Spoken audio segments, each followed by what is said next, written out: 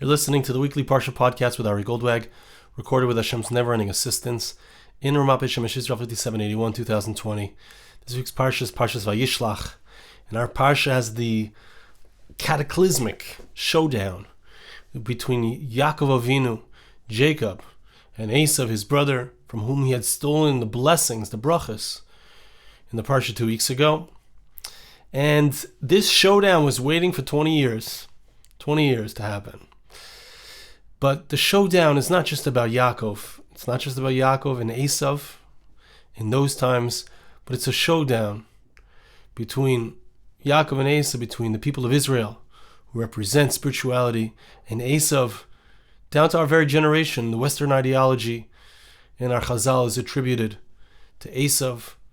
The Rome is called Edom. And on through our times, the whole West is called Edom. So what is this cataclysmic showdown about? What is the bottom line of it?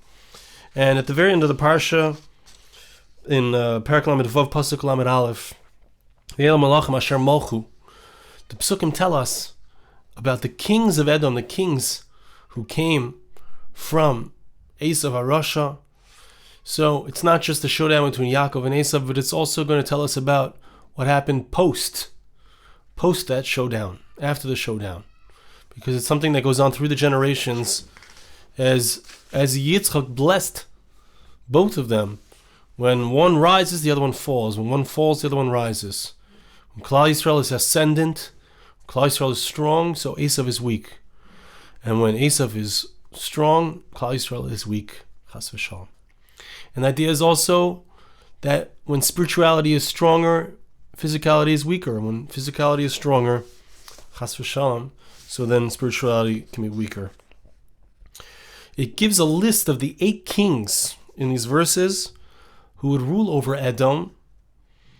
And the Medrash tells us a very important and interesting concept which I'd like to share with you. The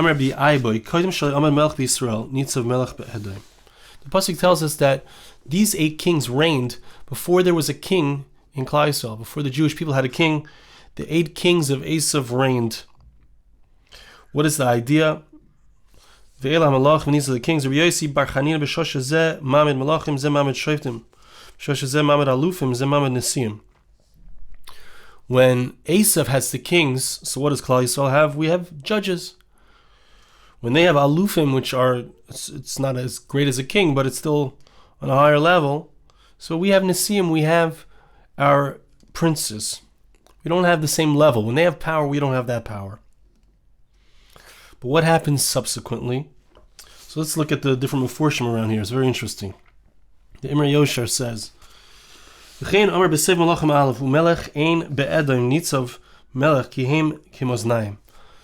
way that it works is, this is something we find in Sefer Malachim, at the end of Sefer Malachim Aleph, when the Jewish people have kings, so the kings of Edom, the Edom does not have kings anymore. It's like a scales. When this one goes down, this one goes up. Once the Jewish people start to have kings, so then the people of Edom no longer have kings. And the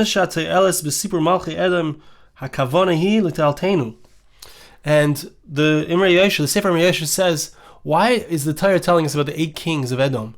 It's for us to understand that Zelu Mazeh, the way that HaKadosh Baruch Hu does things, the way that God does things, is this corresponding to that. If they had 8 kings, you need not worry. We shall also have 8 kings, as the Hemshech of the Medrash, which I'm not going to read, but it does say that.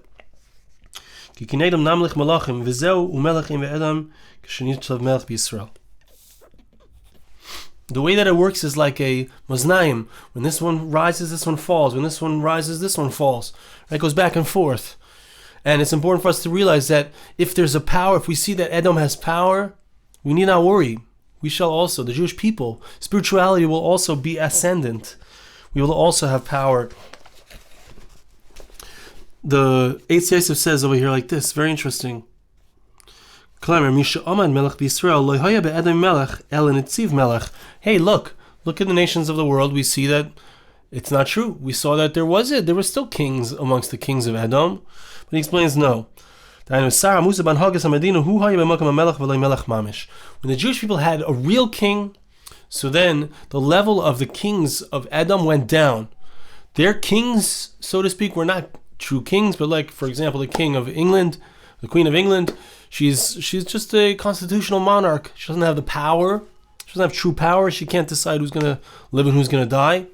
She doesn't decide. She doesn't have the final say. There's a parliament, etc. So too, that's how it was when the Jewish people began to have kings. So then the kings of Edom lost their power. They were just like a regency, like someone with a certain level of power, but not full power. Now listen to this. But Nebuchadnezzar came all along, so the Jewish people had their kings, and even Edom had their constitutional monarchs, but who didn't have full power. But Nebuchadnezzar came, and he mixed everything up. Ubitel shel elu v'shel elu. So both the kings of the Jews and the kings of Edom lost their power. Some tevel kamidbar va'arav haras. That was Nebuchadnezzar. He was able to cause destruction to the Jewish people, to the sons, the children of Avram Avinu. Now, what happens later on? There was a king, one of the kings, I believe, of Bavel, perhaps. I'm not sure. I'm sorry, I'm missing the history on this one. Evel Mordechai. There was a certain king of the nations of the world who gave power to Yehoiachin. Achashverosh came and he gave power to Haman. Very interesting. And as we know, and as the Mahar Zoh explains, Haman came from Amalek, came from Esav, who gave him power. What happens next? So he was lowered. Haman was lowered. Mordechai, and Mordechai was raised up. The Medrash didn't explain this explicitly, but we know from the verses that this is the case. That one goes up, one goes down, and it continues on throughout the generations, throughout history. Very interesting. Thinking about as soon as the Jewish people returned to Eretz Yisrael, we have our own state, 1948. I don't know exactly the history. Excuse me if you do know, but we know around the end of World War II was when the kings, the British Empire began to lose its power. The many of the different sub-countries, countries that were under its power, gained their independence. So, as the Jewish people rises, the nations of Edom, the Western powers, fall. It's very interesting. So that's the Medrash. That's the first part of the Medrash. And I want to read to you another very, very interesting and beautiful piece, a beautiful analogy the Medrash says.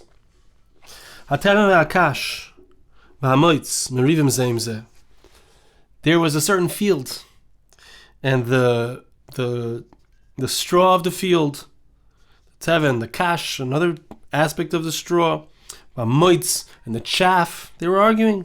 This one is saying, you know why they planted this field? It was for me, because I got to grow here. The other one says, no, it was because of me that the field was grown. It was planted. So the grains of wheat said to the straw, to the chaff, wait until we get to the granary and you will know what was the purpose of planting this field. They got to the granary. The owner of the house came to get rid of the chaff. The chaff flew off in the wind. He took the teven, he put the straw on the ground. He used the kash, the other part of the straw, to burn it. So we see, what did he do? He took the grains themselves, and he made a pile in a basket. Whoever would pass by, so they would kiss the grains. The Pasuk says in Tehillim, chapter 2, verse 12, Nashku var, kiss bar. Bar doesn't mean here the sun, as certain other religions would like to believe.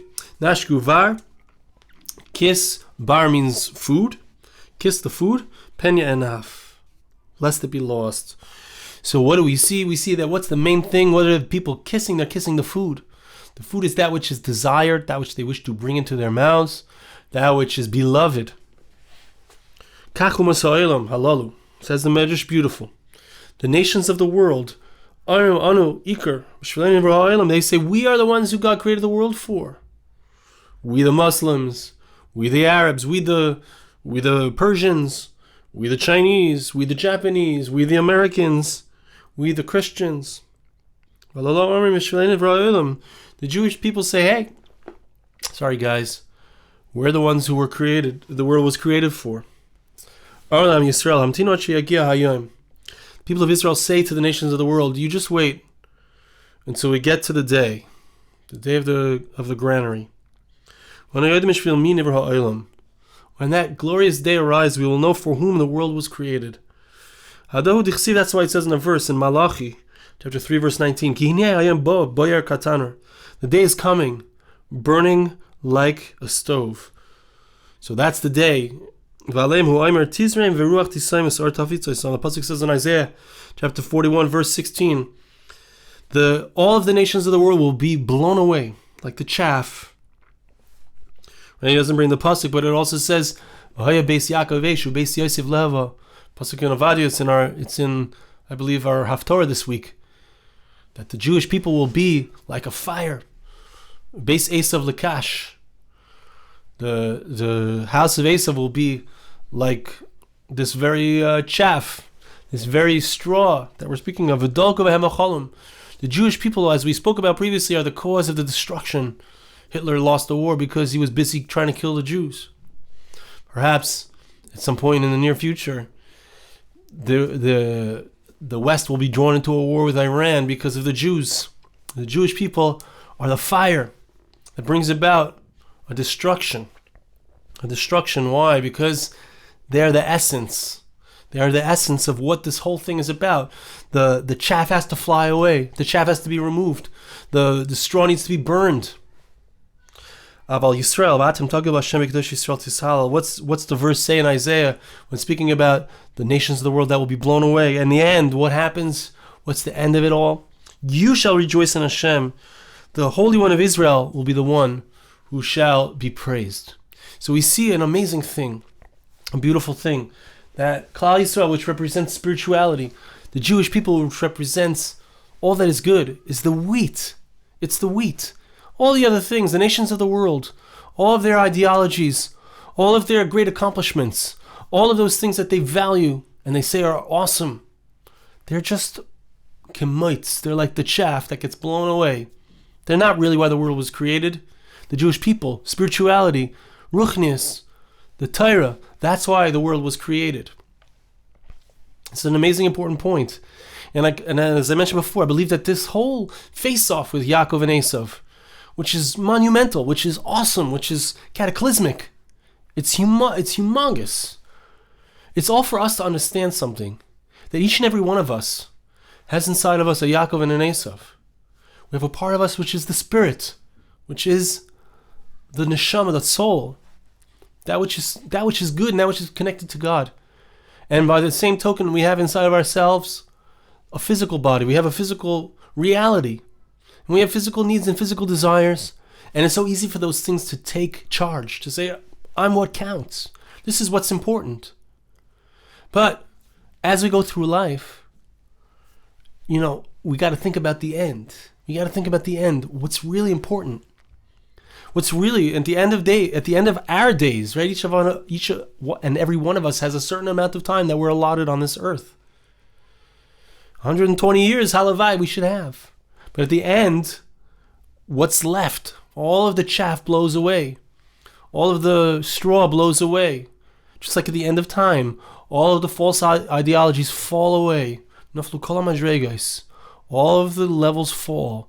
And all that's left on the bottom, all that's left is Klal Yisrael, is spirituality, is Kibbutz Elokim, is godliness. That's what's left. One of the challenges that I personally face thinking, as a thinking person, read stories about people who are no longer with us. Read a story like All for the Boss about a great tzaddik. Read about the Chavetz Chaim. You hear about the Alter of Navardik. These are people who I'm interested in reading about. Read about my great-grandfather, who I share with you stories about Rabbi Yosef Yitzchak Streisand. And those people lived. And here we are living. And their story is over. It's sobering, but it's also disconcerting. Like, that's it. The person lived. I have a few stories I could show you about my great-grandfather, but that's all that's left. He had a whole life. He lived 80 years, something like that. He had a whole life. And that's all that's left. So what's with my life? What's with my life? What's the significance of my life? What are the significant acts that I'm doing? And the answer has to be, and we need to focus on this, and that's what this Medrash, I believe, is teaching us, is that there are so many things that vie for our attention, so many things that are important. They really are important. It's important for me to support my family. It's important for me to pay my mortgage. It's important for me to pay the electric bill. But ultimately, what's really important is this. And I believe I might have mentioned this in the past, but I actually got a hold of it. I don't know if you can see it. Let's see if it focuses in on it. Yes, it does. This is a receipt from Yeshivas Chachmei Lublin. And it's dated Taf Rish Tzadikei, 1935. May of 1935. It's written to my great-grandfather, Rabbi Yosef Streisand, in the city of Brizhan. And I have a whole envelope full of the receipts that he left inside of his set of chumashim, which my father has. And so, what do we have that's left from us? What do we have that's left from us after 120 years, after our lifetime? That's what this Medrash is saying. It's a mashal. It's true about the world as a whole. You come to the day that at the end of days, you come to that moment in time, which is Mashiach, which is the end of the world as we know it. And what's left is Klal Yisrael. Everything else blows away. What's left at the end of our lives? What's left is the mitzvahs that we've done, the Kirvas Elokim, the closeness to God we've acquired, the tzedakah that we've given, the charity that we've given, the Torah that we've learned, the money that we've given so that Torah could be learned. That's all that's left. And that's sobering and it's important because it's so easy to get stuck in the chaff. This nation of the world is saying, hey, the world was created for me. This nation of the world is saying, hey, the world was created for me. The chaff and the straw, they all get burned in the end. The body lies in the ground and it decomposes. All that's left is the soul. All that's left is the soul. And the accomplishments of the soul, that's all we have. That's all we have. Yaakov and Esav face off. And Yaakov bows to Esav and he says, here, take it all. Take all the blessings. Take all the money. Take all the animals. Take it all. Because that's not really what it's about. And Esav says, okay, I'll take it. I'll take that. I'll take this world. That's what Esav wants, is this world. Because all Yaakov really wants, he wants his wife, his wives, he wants his children. Because those are his spiritual heirs. Those are the ones who will continue the message, who will continue the awesome accomplishments of the Jewish people, which is all about spirituality, which is all about Shekhinah, connecting to God's divine presence, which is what Yaakov saw as he bows down to Esav, as he says, here, all that I have is yours. All the physical wealth that I have, it's yours. He bows 7 times, and what does he see? He sees the Shekhinah. He's bowing to the Shekhinah, because that's really what it's about. That's really all he cares about. It's really all that matters in the end. In the end. And that's the face-off. And we all face off with this very challenge, with this very conflict between the Esav inside and the Yaakov inside. And we need to know now, wherever we are in life, ultimately, what remains, all the chaff blows away, and what remains is the essence, the wheat, that which we have invested into our spiritual futures. I want to bless you and ask you to bless me. Hashem should help us to be Klal Yisrael, to be real Jews, to be real and to be able to acquire for ourselves, to load up. Grab and eat, grab and drink. This world is like a dining hall. It's like a place where you got to grab all the mitzvahs, all of the commandments, all of the Torah learning that we can possibly get.